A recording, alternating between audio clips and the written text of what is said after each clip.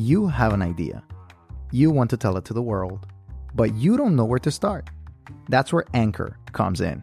They have the tools for you to edit, produce, and record your idea right from your phone or computer. It's the easiest way to reach and grow your audience. They publish for you to Spotify, Apple Podcasts, and all major platforms. And to top it all off, they match you with advertisers so you can earn from your passion and your wonderful idea. So tell me, what are you waiting for? Download the Anchor app or go to anchor.fm to get started and follow your dream.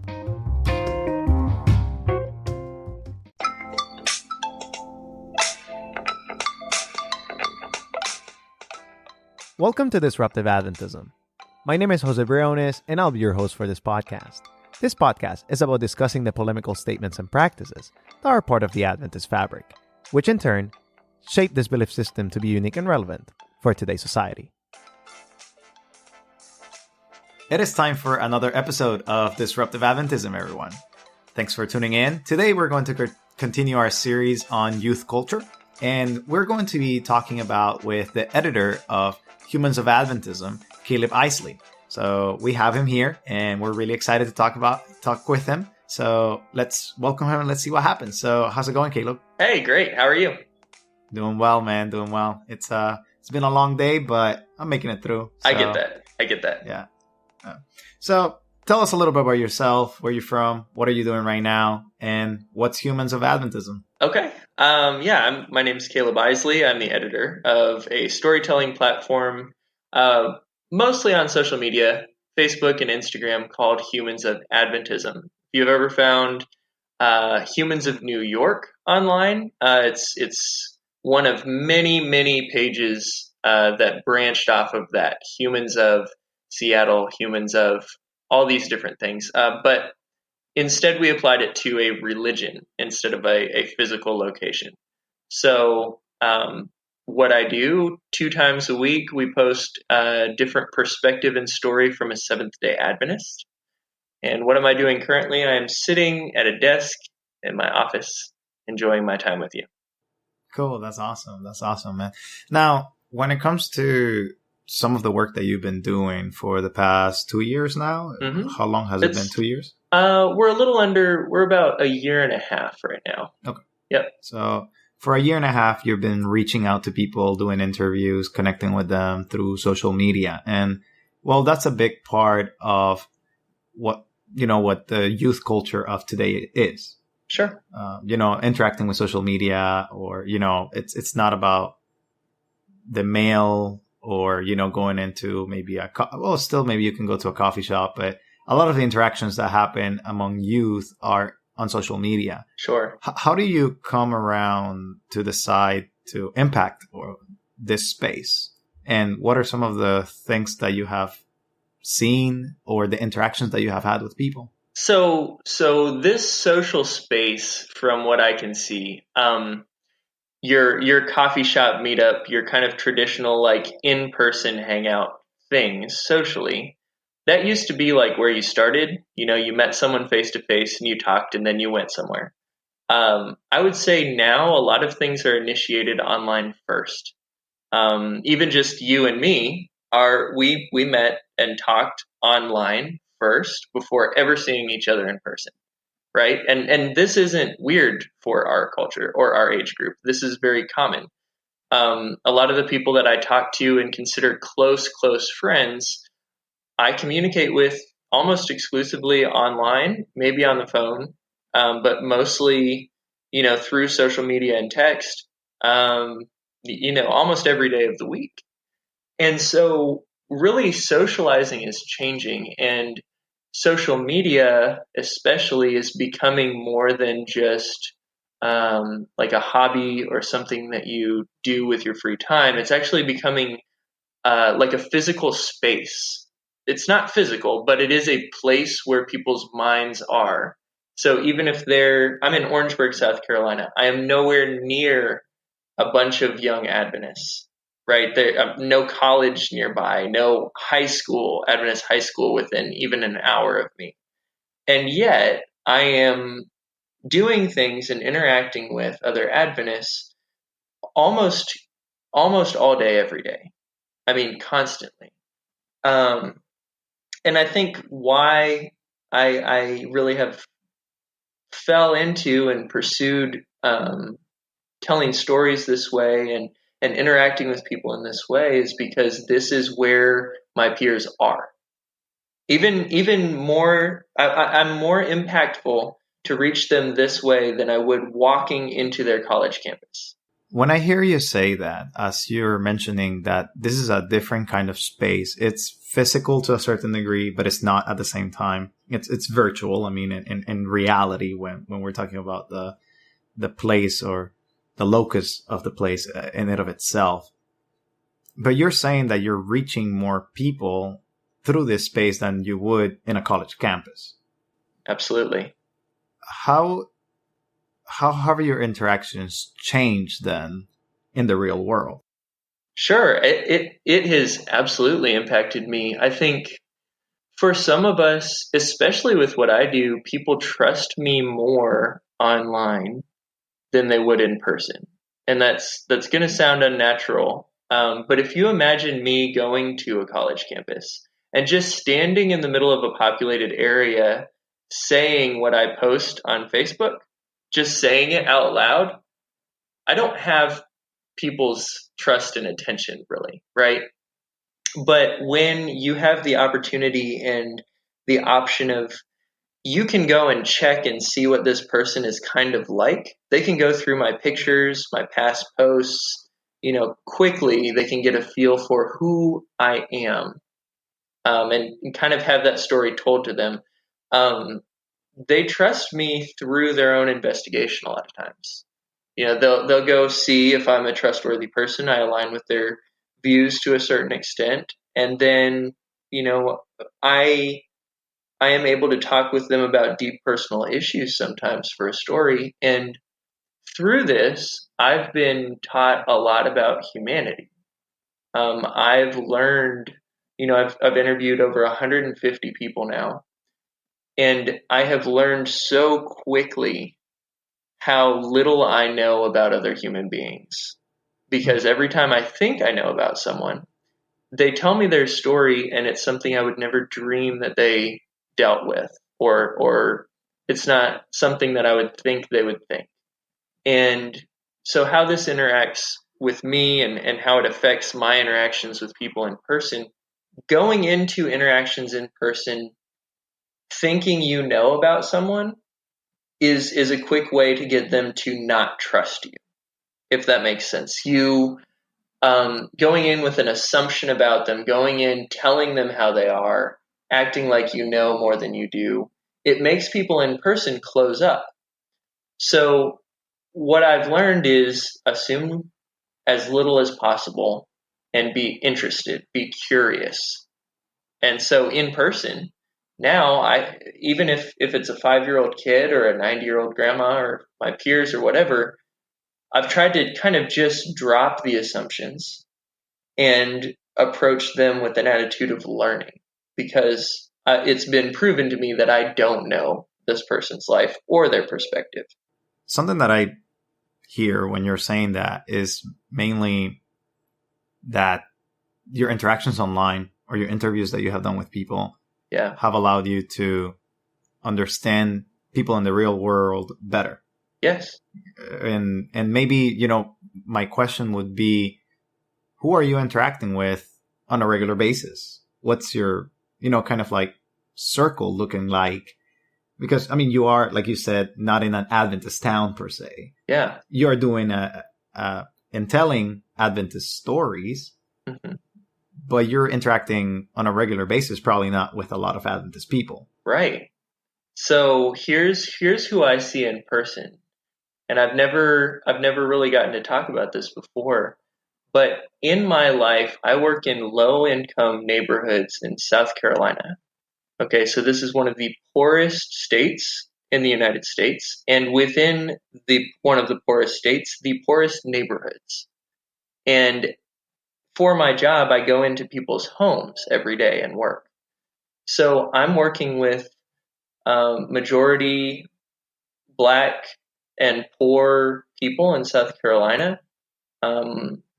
Neighborhoods where a lot of people don't have transportation, things like that. So at least Monday through Friday, I'm interacting with the poorest people in my state. And then on Sabbath, I'm going and I'm interacting with a small group of mostly elderly Seventh-day Adventists. So it's completely different from the people I interact with online. If you look at Humans of Adventism, it trends toward my own age group, right? It's mostly millennial, some Gen Z, some baby boomers, and Gen X.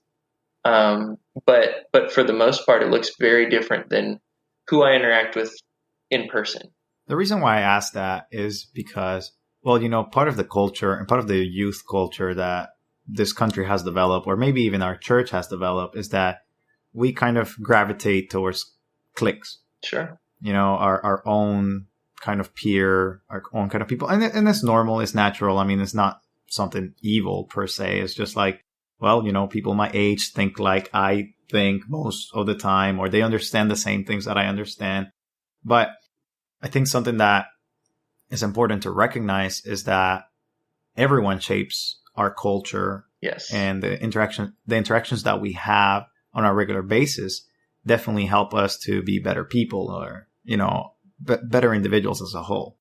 So I think that's why I'm interested to see, and as you say, like, so when you're interacting with these individuals, how does your lens of Humans of Adventism, have you ever thought of, I don't know if maybe you have come into interaction with Adventist humans that are in those low-income neighborhoods, right? Or maybe, I don't know, that you have evangelized, touched, talked to. Yeah. I think, first of all, I have run into people that surprised me that were church members that were living in poverty that I didn't know. When somebody's at church, you do not know. You can kind of judge by maybe the car they drive or what they're wearing, but you don't know who's living in poverty unless, especially if they don't want you to. And even people who look clean and dressed up, that may be their only, set of formal, clean clothes that they set aside specifically for showing up Sabbath, but that may not be anything like what their life looks like. So I've had that experience for sure. But like you're talking about cliques, my life hasn't afforded me that opportunity. Because I didn't go to Adventist college. I didn't go off with my friends. I went to public college. Automatically being Adventist sets me in a little bit of a different culture than anyone I'm going to meet. When we had tests that showed up on Saturdays, I am the only person, and unless I shared with a Jewish classmate or something, that is going to have a religious issue with this being on Saturday. Thankfully, I was in an environment where I was viewed very positively. I was respected, and despite no one else sharing those beliefs, they went out of their way to accommodate my faith, because I was a person that was pouring into the people around me, whether they believed like I did or not, whether they had religious convictions or not. And when I left that place, you can still go and find students and talk to them. And if you mention Adventism, they have a very high view because of that safety and trust that we built. That's crazy to me when you say like they think of it as safe. Yeah. And not necessarily. I mean, our church is great. I mean, I'm in love with it. But at the same time, I think that sometimes even within Adventism, we kind of have a higher criticism. We like to critique our church, and sometimes I guess it depends on the environment in which you are. It can come across as that's the only thing that we say.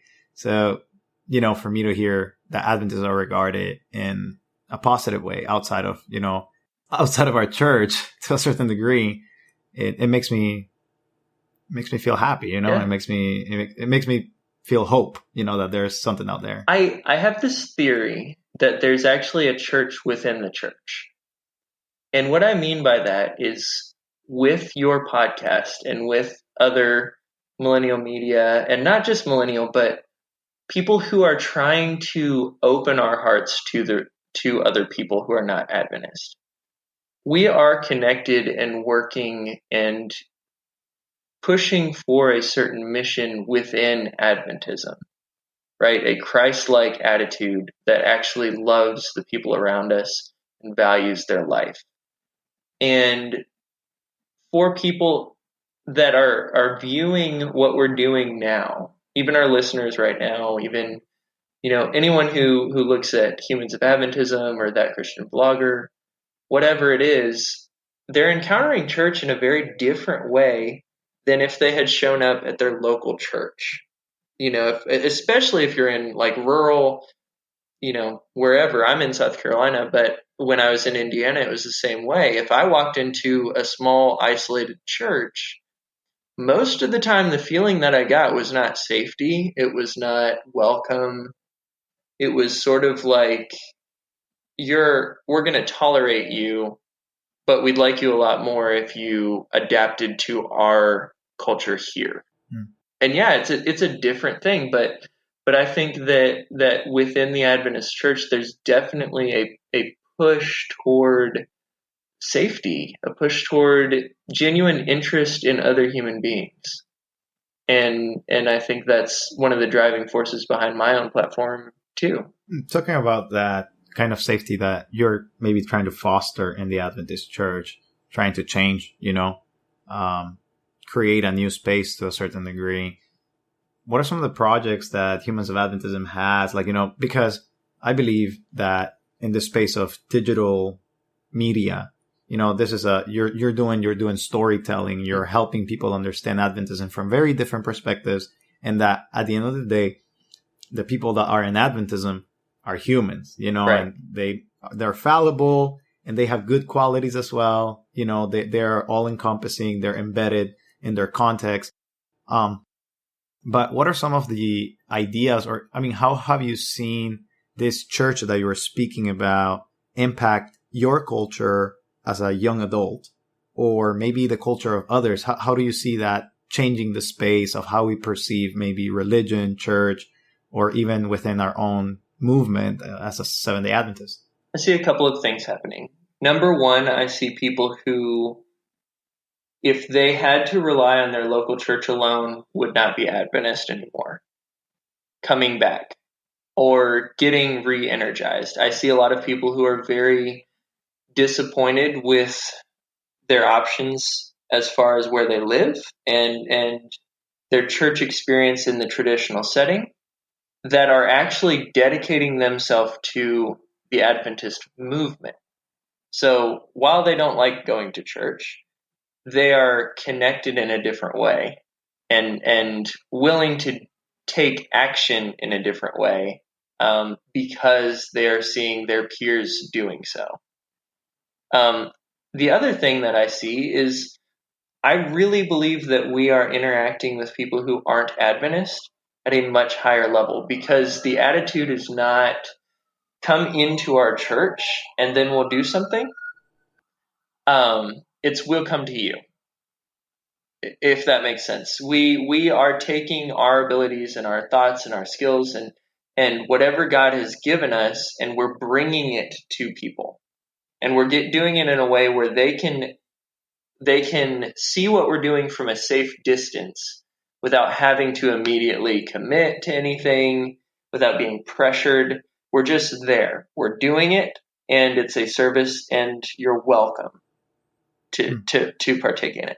The problem with church, and one thing I have a really hard time with my peers, I have people who are genuinely interested in our beliefs, but they don't want to come into a church building because of the pressure that they feel or the judgment that they feel from whoever's going to be there. So they don't want to be pressured to come back if they don't want to. They don't want to, talk about what they believe right off. They just want to see what's going on. But a lot of times when they get there, they get mobbed by people who want a commitment. They want to make sure you better come back, or they just get, the judgmental glares if their tattoos show or their jewelry is too flashy or, whatever. It's not, a lot of times it's not an environment that is, I am pursuing you and a relationship with you. It's more like, become like me. I have to maybe push back a little bit when it comes to this, just for the sake of kind of like clarification. Sure. That I want you to kind of maybe interact a little bit more. And that's this idea that, there is a certain, not mold, but there's a certain characteristics, right? Mm-hmm. I mean, like, for example, when we think of immoral behaviors, mm-hmm. per se, and I'm not talking about, jewelry or immodesty or those things that are, in my opinion, a little bit petty and that we get into fights about, right. That may be, just preferences rather than, clear biblical principles, right. or, doctrines per se. But when it comes to religion, right?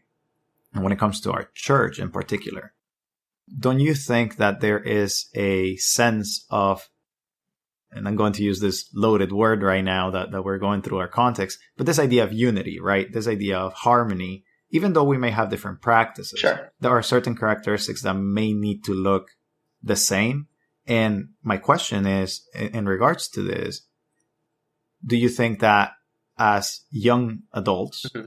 as part of the youth culture that pushes back against this mold, against this kind of like cookie cutter, like, we sometimes speak about this, don't you think that this idea is just part of, just being young and not understanding that there are necessary means or necessary areas in which we need to all look relatively the same or within a certain spectrum?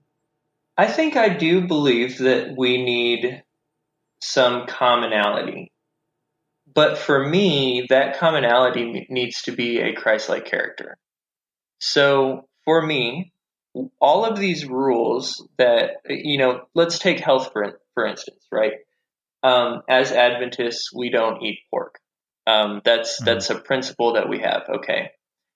But what's crazy is that if you see someone at Cracker Barrel eating bacon, an Adventist will be offended. And yet, if you do something, eat something else very unhealthy for you, they may not be offended. You can have a giant thing of Sprite and drink it, but since it doesn't have caffeine and it's not pork, it can be worse for you than bacon.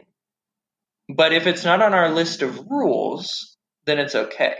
But understanding the principle behind it says we're doing all of this because we want to be healthy and because we believe that health affects, your physical health affects your spiritual health, right? So what I want our commonality to be is a Christ-like character, and every rule that we examine has to come back to that, has to come back to this principle that God is love. So even if you talk about promiscuity, right? If you talk about sex outside of marriage or multiple partners and things, when you trace this back, the principle behind this isn't an abstract rule. It's that we are built in a way that we are damaged if sex is not coupled with a long-term loving relationship, right? There's an effect on us. So my problem is with how we handle these subjects. It's not necessarily with the subjects themselves. I believe largely what we teach in Adventism, but I think that the way we go about just about everything is not, it's not coming from a place of God is love, and because God is love, he, wants what's best for us. We say that, we use that terminology, but how we act is that's against the rules, right? That you broke a rule, that kind of thing. And it's just not how I look at it. So ultimately, yes, there would be similarities between us because we're trying to treat each other as best we can, and even trying to treat ourselves as best we can. But as far as all of the cultural preferences and signifiers and things like that, no, I don't think those are necessary to look the same at all. Yes, I agree with you. I mean, I just wanted to kind of, for you to engage and for us to engage maybe a little bit more, because as you say, there are certain things that will be cultural. There are certain things that will be done in the West Coast, not in the East Coast. And then we can go from country to country, which is even more vast amount of differences. But I also agree that with you in that point, that when it comes from a Christ-like point of view, well, Christ also had attainable goals or attainable virtues per se, and we can see those reflected not only in the Gospels but also in the New Testament. Yeah. And I think that as you're kind of engaging with that, and I'm engaging and I'm thinking about it, our churches maybe need to have a variance in language, because I think that that's where it comes from at the end of the day. The language that we use to talk about those people that we're not agreeing with, or the language that we're used to, quote unquote, condemn and judge, yes. The people that come to our doors and to our churches, is damaging to our image as Seventh-day Adventists. Well, just look at just about anyone Jesus met with that everybody didn't want him to meet with, right? God gave us the 10 Commandments, and he put in there, a commandment about adultery, right? And yet, though he was the one who gave us the command about adultery, he is also the person defending the woman caught in adultery from being killed, right? Because the law was not the point. The principle was the point, and it gave power to the law. So in this situation, God, in his love, decided that this is a much better way to handle this situation for this person's life. Even though there was a rule there, the people didn't understand that that rule came from something, right? It wasn't abstract. It wasn't just there with no reason. And really, if you look at anyone, I mean, the reason that the Jews hated the Romans, the reason that the Jews hated the tax collectors, there are rules that they're operating from to feel this way. But they're making those rules their God over God himself. And I think that's kind of a struggle that I'm having with all of this is when it comes to youth culture, we need curious people. Because if you just go in with your big list of rules and start judging young people, they'll be cast out quick. I mean, we're all failing these rules that tradition has held for a long, long time in a different way. And sometimes I think for the majority of us, we're failing so many of the traditions that Adventists have kept for so long that we feel alienated to even being part of at least corporate Adventism. I like how you put it, and mainly because it kind of speaks to the idea of, and I think this is part of our culture today, that we're looking for restoration. Looking to restore people instead of just punish them for the things that they don't know, or the things that they don't agree with us, or the things that they are not in line per se, or they're not uniform with us, or they're not looking like us in this spectrum that we may understand. Yeah, well, those are good thoughts. Those are very, very good thoughts, I think. Well, as we start kind of closing out, we'll be having a good discussion, and I really like your points of view. I would like to talk about what are some of the things that you have seen through the Humans of Adventism interviews, pages. How are you guys encouraging other people to engage in their local spaces, and their ideas, and maybe talking with other people, talking with what we will call as Christians, right, secular people, or people that are not related to religiosity, people that are atheist or so. How are you encouraging that, and how are you interacting with those people as well, maybe in your context? I think I actually spend a lot of time getting feedback from people who aren't Christian or Adventist, because I care about the ways that we are connecting. Even if they're not going to be led to the same beliefs that we have, I care about the relationships that we have. And one of the main complaints that I think I've heard the most is that Christians either deny physical reality or they just don't understand or want to understand it. And so when you see Christian media, it's this sanitized type of stuff. It's filled with God language. It's filled with generic things based on good things, but not things that most people, unless you're Christian, can really connect with.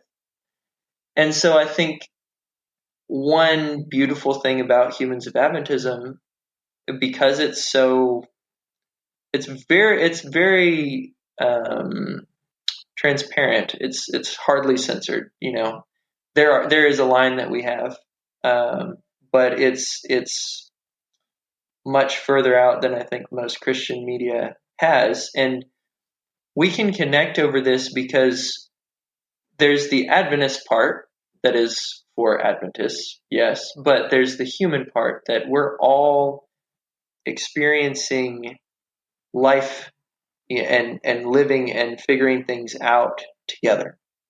And so when you have an Adventist that is experiencing depression and you have an agnostic person that is experiencing depression, suddenly reading through someone else's experience, despite the fact that they may believe differently than you, their story resonates with you because you've been there or you are there, right? There's far more in common between an Adventist human person and a secular human person than we really like to think.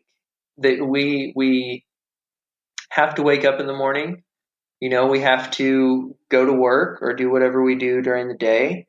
We have stress and trauma and a history and goals and hopes. And no matter what your belief system is, we're sort of trying to figure out how everybody else is doing life. How do they interact with this? Like there's no set of rules and guidelines for life that just has it all figured out for us. We're all figuring it out. And I think there's a lot there, even if you're not Adventist, to just hear the story of another person and how they're navigating life. And then on top of that, how their faith informs their decisions. Yeah, I really like how you put it, and definitely I think that, as you say, we need to admit that first and foremost, we're humans. We're Adventist humans in this case, but we're humans nonetheless. We go through similar experiences. We see the same things happening in the media happening. We have similar maybe feelings towards it and towards the reality in which we live. So yeah, I definitely see that.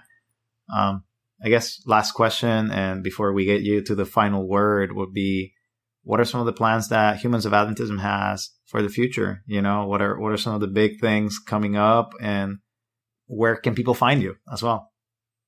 I will say that because I'm not always the sole person to be able to make the decision of what to share and what not to. There are some things we can't cover. Okay, sounds good.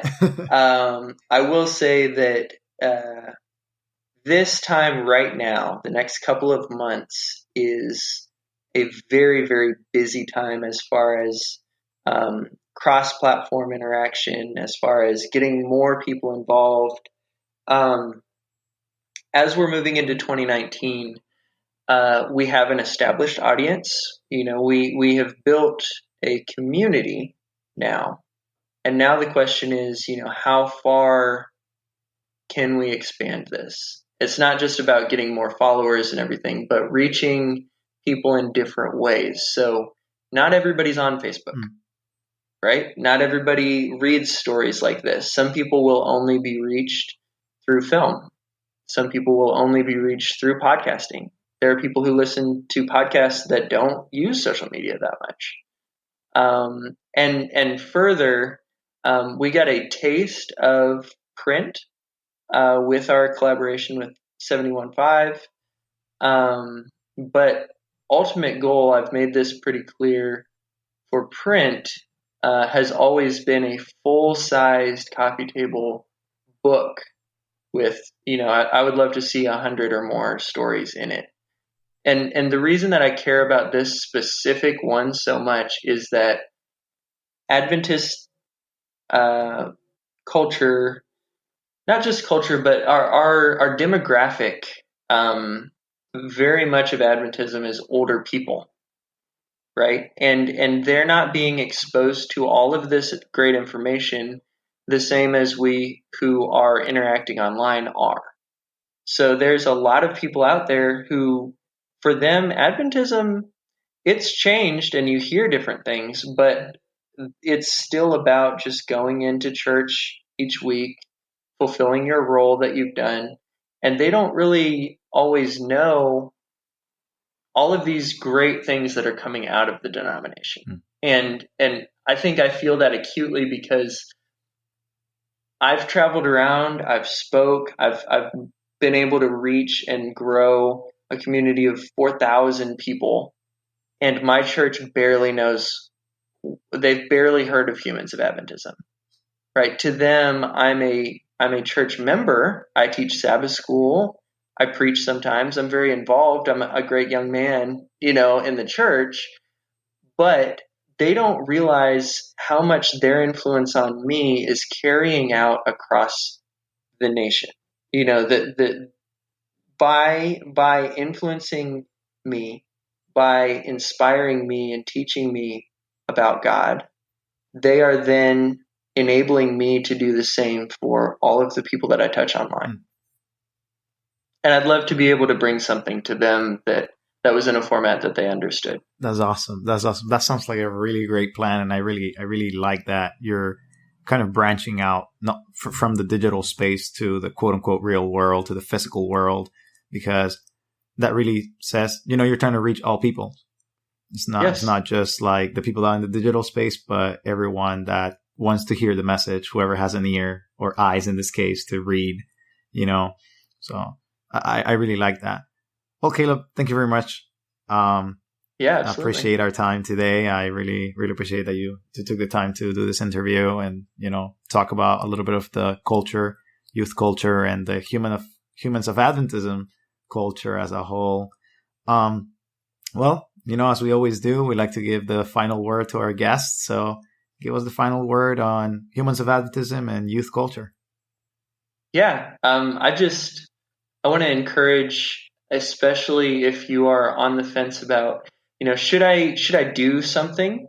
Can I do something? Can I create, especially media stuff? Yes. The answer is yes. And I think what I want to leave people with is this idea that you do not need permission, right? Please, just be in the Word and study your Bible and know your own heart and all of that, but don't wait around for people to tell you it's okay to do something now. Go ahead and live your faith out loud. Go ahead and do something unique. And if you don't have an audience and you don't have people to connect with, find other platforms that are doing this. We all help each other, and we all help new ministries as well. And, if it has to be us, shoot us a message.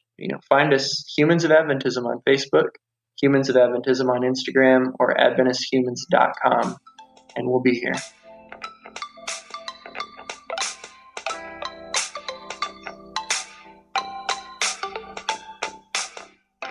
Thank you for listening today to our interview with Kaleb Eisele on the topic of youth culture, digital and real life interactions. We really hope that you enjoyed it. If you want to check more of Kaleb's content on Humans of Adventism, please make sure to pay them a visit at AdventistHumans.com or on their Facebook or Instagram pages at Humans of Adventism.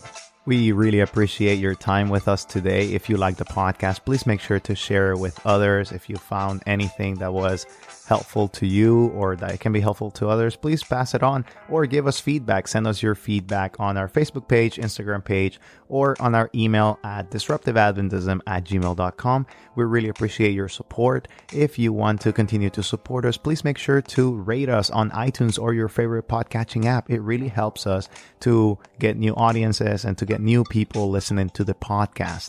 If you want to collaborate financially, you know where to find us. Patreon.com/disruptiveadventism.